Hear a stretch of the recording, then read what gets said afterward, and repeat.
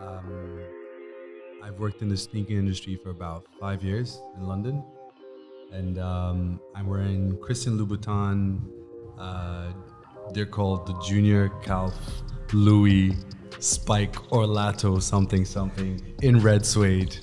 They're one of my personal favorites. I used to look at them a lot, and then when I started working for them, actually, which I did for about 4 years, they got handed over to me. So I carry some fond memories. I've actually had them now for close to 8 years. So I actually take care of my sneakers, big time. I take care of them big time, as you can probably see. Name's Alan Coleman, strategist and illustrator. I have the Nike Dunks on. That's about it. You know what? These are I actually just fell in love with these. I didn't like the silhouette at first. I thought they were a bit bulky compared to the Jordan 1s. But yeah, I like the colorway, simple. And I just found myself wearing it all the time now. So yeah, that's how I wear it. It's comfortable as hell as well. My name is Keving Bmore.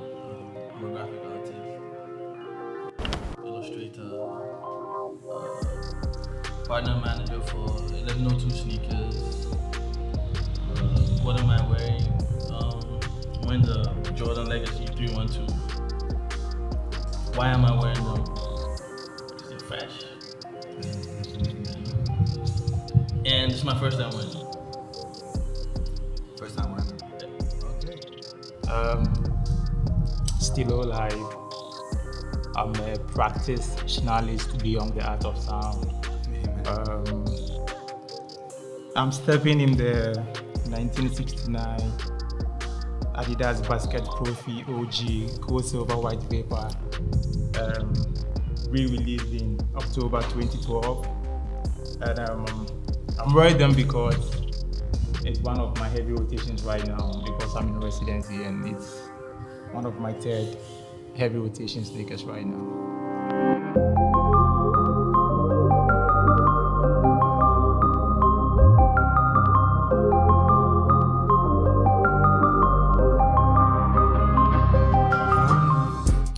I think sneaker culture comes with the aspirations of a lot of young people to feel like they're partaking in life and lifestyle. It makes you feel good about yourself. It can make you feel. It can be a way to identify yourself and to express yourself, which I feel a lot of young people are trying to do nowadays. And we're getting more and more bold. So there's no limits to it. Instead of sticking to typical black, white shoes, you're feeling more free and more daring. So, it also comes with the age of the internet, I guess. People are getting more personal with like what they're rocking and things. The availability of shoes right now. For example, I think I met somebody who said he got his shoes, like another Ghanaian like me, who said he got his shoes from StockX, and I was like, oh wow, that's amazing. Like, you pay this much for these shoes on StockX, like it's in to Ghana. Do that, yeah, in Ghana, exactly. And I'm like, yo, that's so much like passion and being, yeah, exactly. Find someone to ship it, yeah, send it to I thought it was amazing for him to do that. Like, it's wonderful. Like, say maybe 10 years ago, to see people rock certain sneakers, it meant they were lucky or kind of like privileged to have certain colorways and all of that. But now seeing just the everyday person wearing a Jordan 4 in a starfish colorway or something, I'm like, wow, this guy or this lady knows their stuff, and being Ghanaian and living here is amazing. I think me as a local guy, born and raised here, and to where I am right now with my career and my whole exposure to these cultures beyond borders, I feel like there is an appreciation for sneakers, but not like a real culture existing in the country right now. Like when Kevin was speaking and he said he's met a guy who has, copied a sneaker from stock S, I understand that language because even me knowing Kevin way back, he has been that guy. He is a guy who appreciates sneakers to the extent that he doesn't mind ordering from Foot Locker in London or wherever in the world because of where he's coming from and his background. But on the bigger platform of how we all understand sneaker culture, there is nothing like that right now. Let's say now there is threads pulling from townships, contemporary side of things, upper class, and things will come together to form what we all know as a sneaker culture by some of these heads sitting here taking the responsibility to create, let's say, the scene that makes for the culture a culture. Yeah, so it's shaky. There's not really like a sneaker culture in Accra. Maybe it's just that it's very segregated culture. It's not very much integrated in general society because you don't have to have a whole city that is obsessed about sneakers. You can have a club of 15, 20 people that just love it crazily in Ghana. And I'm sure even like at the store, what's the name of? Yeah, 1102. I'm sure you suddenly find that people are congregating there like, oh shit, I've been waiting for something like this to happen, right? So then you realize that maybe in its little own space, it's brewing up now, perhaps. I don't know if that it ties in with accessibility, that, because it's not so accessible, so it's slowing down the breeding that culture. But I guess it depends on how you try to define it. If you're looking at like society, on a scale, or if you're just talking about groups of people that are starting a movement or not, I wouldn't call it a movement, are just relating to each other on a specific topic. The same way, like suddenly I know there's people like obsessed with Formula One in Ghana. They on Sundays they meet and like there's a Formula One culture, but it's like 20 people. There's so we're in interesting times, I think. Let me play back a little bit. I wouldn't say I was straight a sneaker lover. As a local growing up here and how I was exposed to sneakers, when I was like a very, when I was a kid, my first encounter with sneaker was my dad taking me to Katamata to get me a shoe for school. And with the Ghanaian setting, a schoolboy needs either a kambu or a shoe or a tourist. And most parents were moving to sneakers at that time called kambus. So that was how I was able to get access to what a sneaker was. And then growing up, I realized, okay, this is like a cool thing that most kids moves to in school campus. We don't even know about the culture side of it, but we just know about campus, sneakers, and you have a nice cake and all that, And as we are speaking about Accra's sneaker culture, it reminds me of our local retailers, our local concept stores, which were giving us the goods at that time, which were people who were selling these sneakers on pavements. There is a guy who goes into Katamanto who has a little sum of money and wants to just get like 15 pairs or like 10 pairs because that's the number he could get.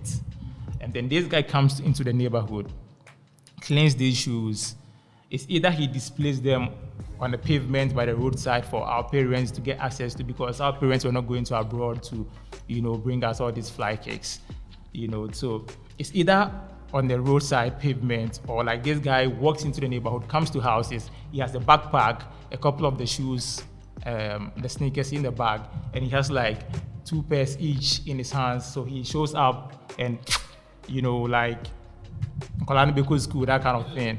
And usually they are wet. And and when this guy gets the sneakers from this place, he goes through an entire process, because like they are worn before. He needs to come clean the whole shoes before doing the delivery or like the service. And I remember there was this white liquid called Blanco, because those times when you get the sneakers from cans, when you get them, it doesn't look like super fresh like what you are wearing right now, like, or as in what I could get from cans now. They are like a bit more used.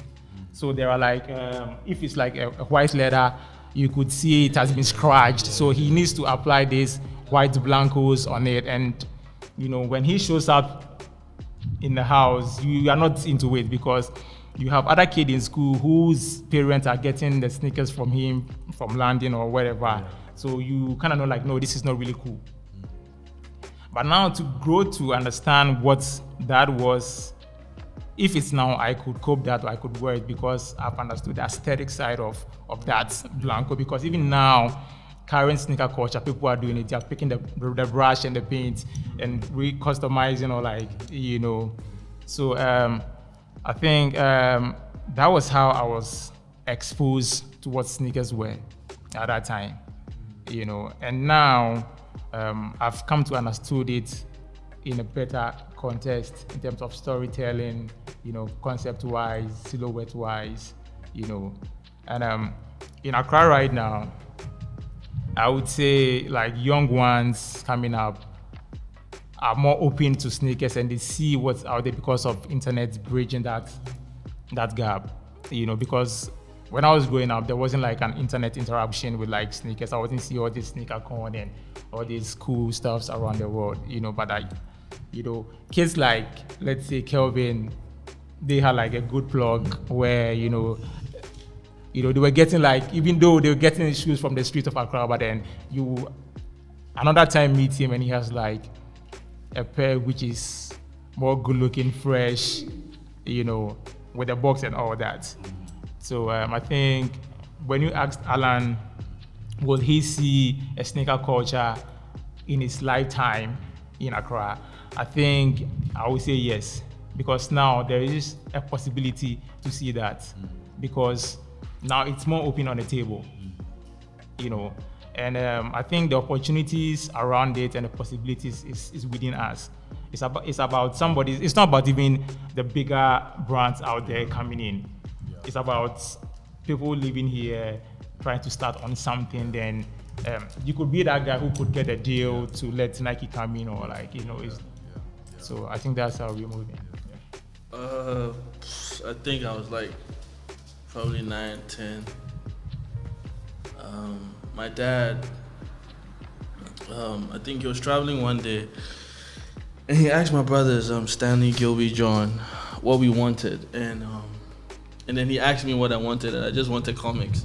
And my brother Gilby was like, "Yo, come on, ask for something else," because I was like, "Okay, I want comics and this," and I wanted some video games as well. But anyway, so my dad came with like really fresh Filigrane tails. Oh wow.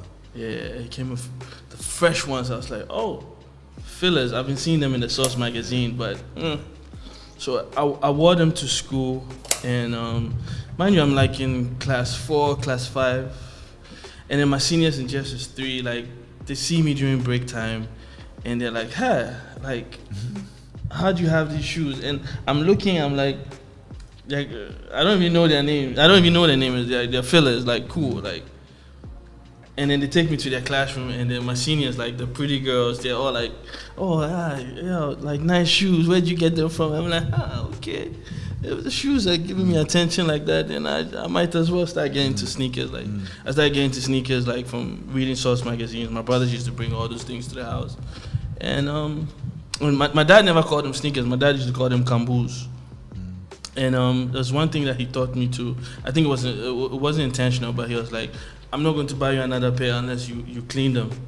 So then I started cleaning them, and then he was doing this thing where he would buy me more shoes. He would buy me more shoes because of my brothers and stuff. And that's where it started, you know. So I don't know if it's because of my dad or because of the girls that were older than me, but you know. Did you ever mistake the A for an S? What, the fillers? Yeah. No. Because people used to say fills. Fills, no. around me. I always knew it was fillers.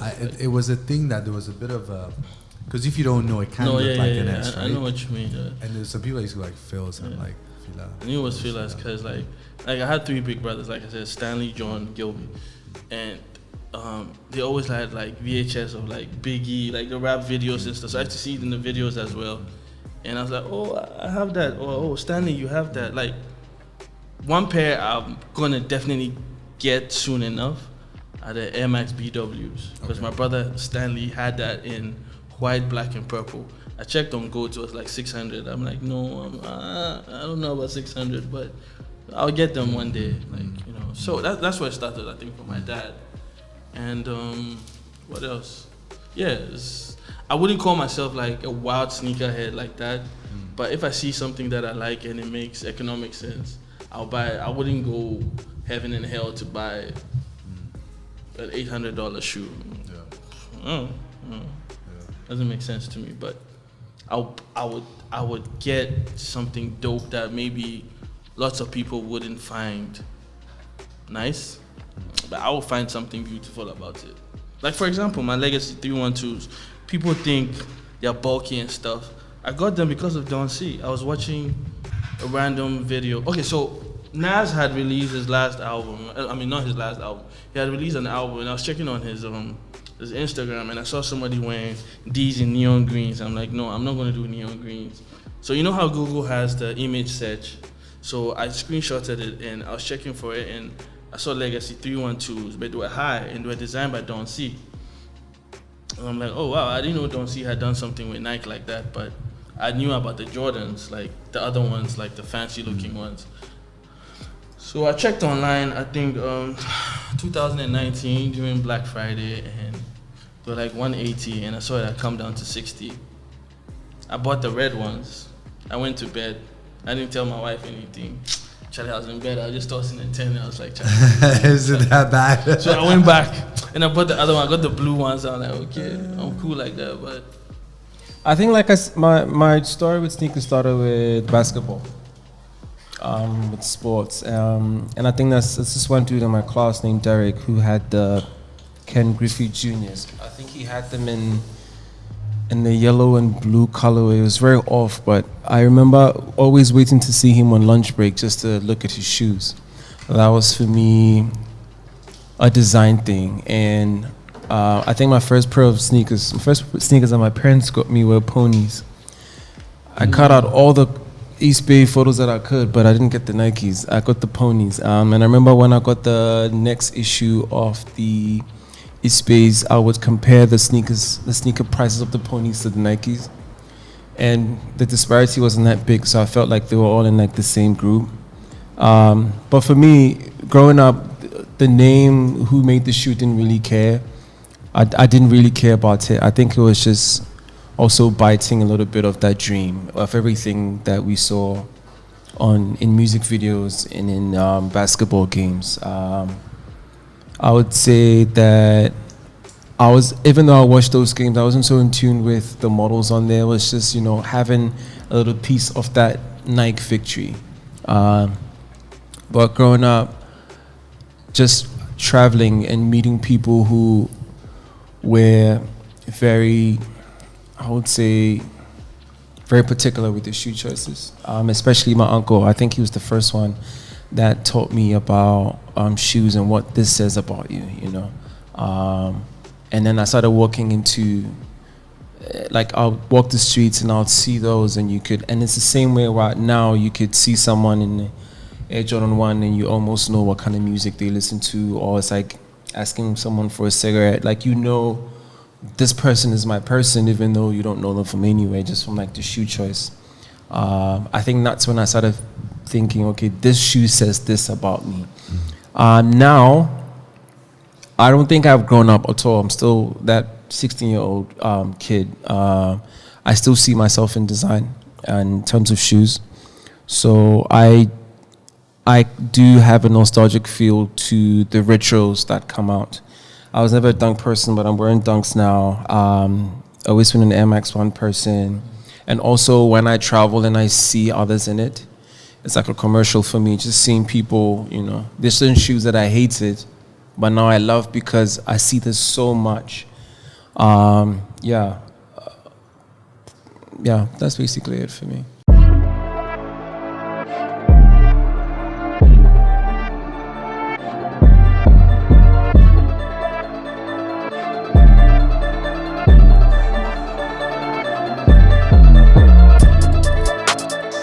Can we start with Skechers? Because they've taken a leap, which is probably the first leap of the bigger industry. Right? They're in Accra Mall.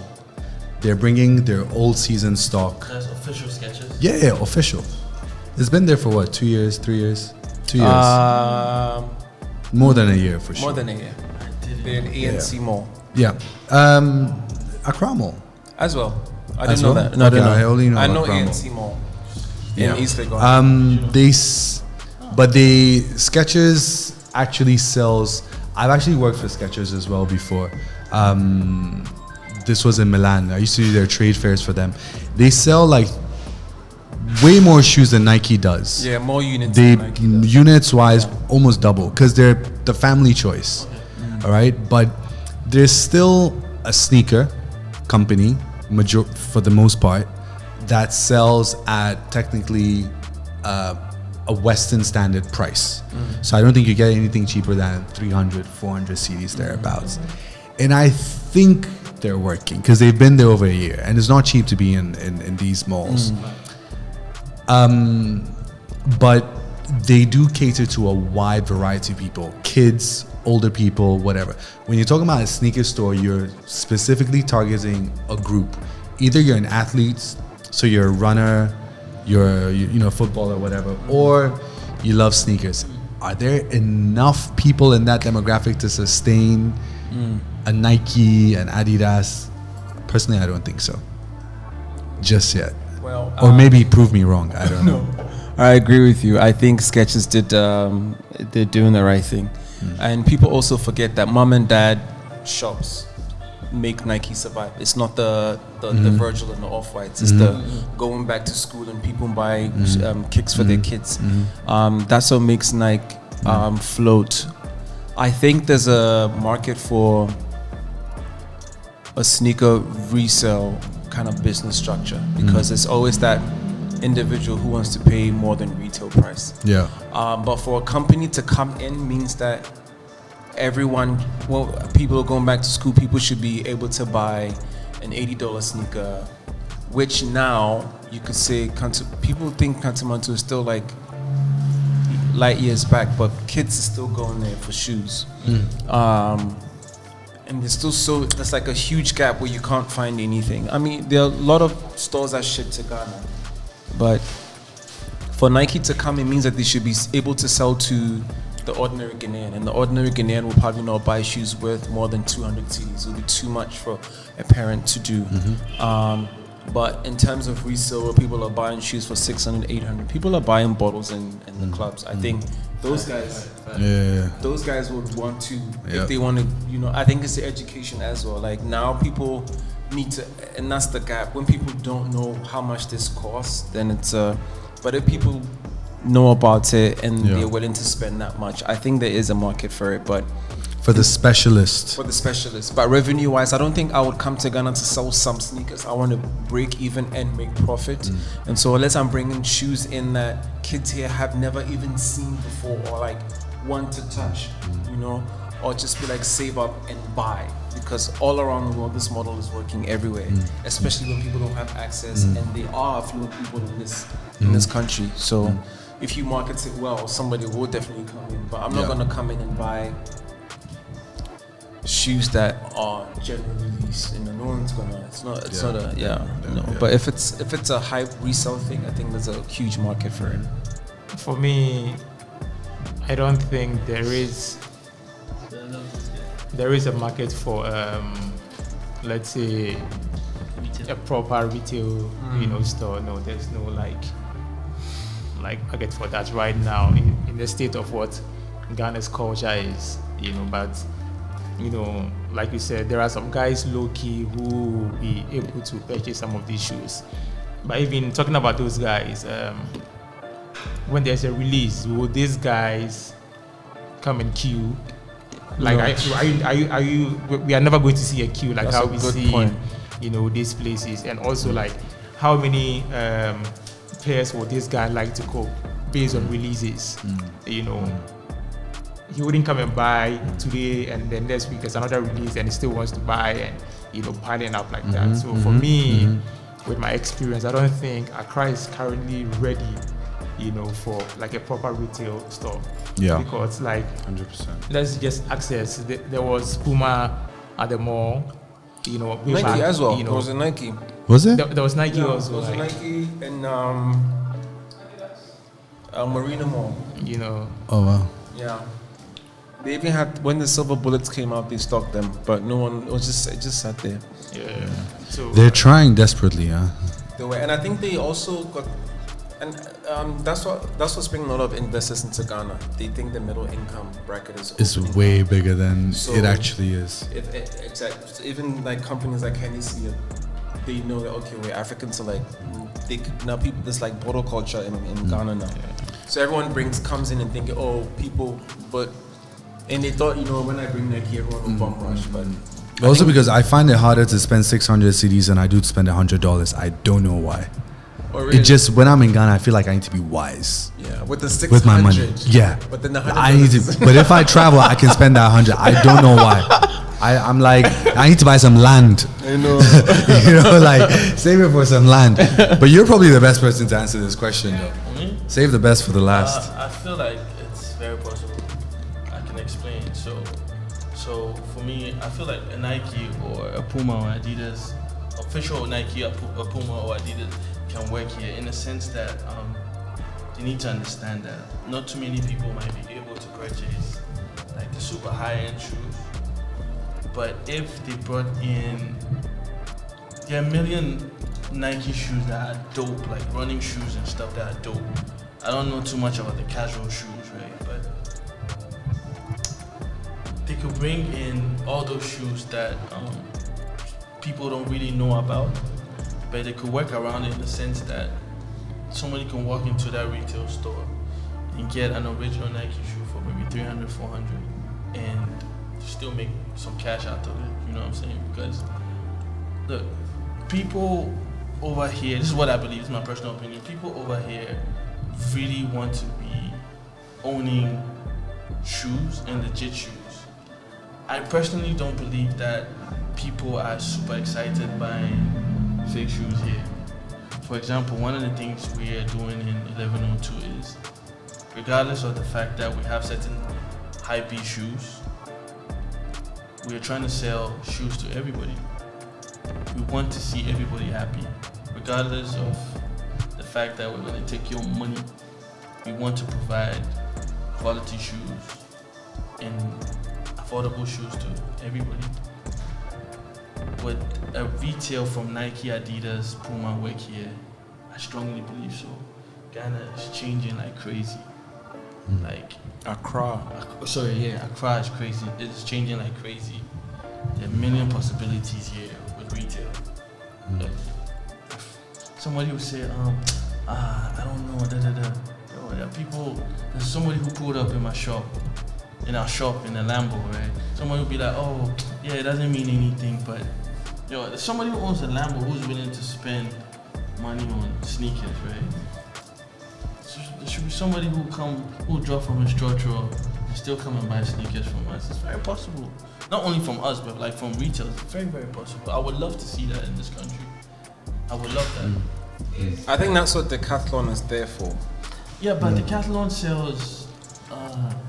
Because like he's saying, he'll take time out before he spends 100 CDs.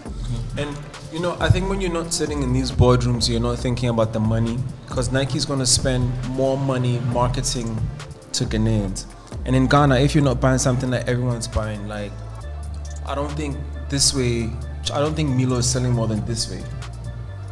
You get it? And that's where the money is. Until you have like a really like a huge number of people buying a product. It's not like when you look at Hennessy champagne, like all these products, like a unit costs so much, so they make their money back in like per unit, and it's sold in a certain way. It's a luxury product.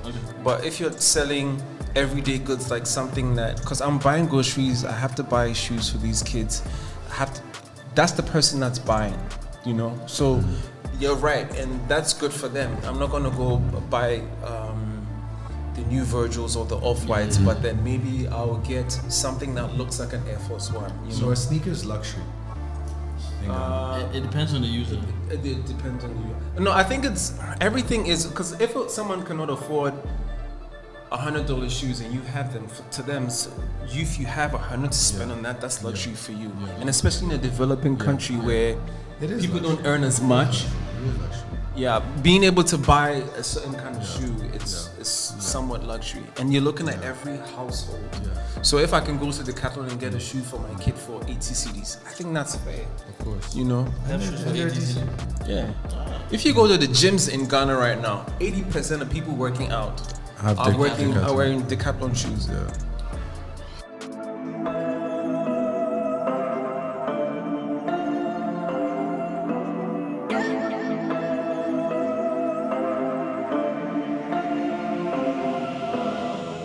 I think, Charlie, Accra has like great potentials when it comes to what sneaker culture is or what sneakers are, and I think sneakers are like culture volumes. So if people, you know, Charlie. I mean, for me, I can say that I feel privileged to be at this age in this time where you can actually see the evolution of what we love. And you can see it coming into manifestation, and we also hold that responsibility, which is a great, beautiful responsibility to have, because the beauty of all of this is that it can actually change how you feel positively. It can impact the life, soul, aura, energy of a person positively, rather than just life being sterile, or just being, you know, you can put some color into it, you can put some swag into it, you can put some creativity into it, you can put some stories into it, and we're part of that journey. So thank you for having us. It's a great privilege, as I said, and good luck to everyone. We'll be back. Carmen, thank you for having me. I'm here to just contribute to the scene. I think it's a baby scene. There's a lot more to do, and I hope that there's more of this in the future. And I'm happy to be here as well. Thank you to everyone. I'm glad we're doing this, and I hope it grows into something wonderful and teaches people, and hopefully these brands see us and get free sneakers.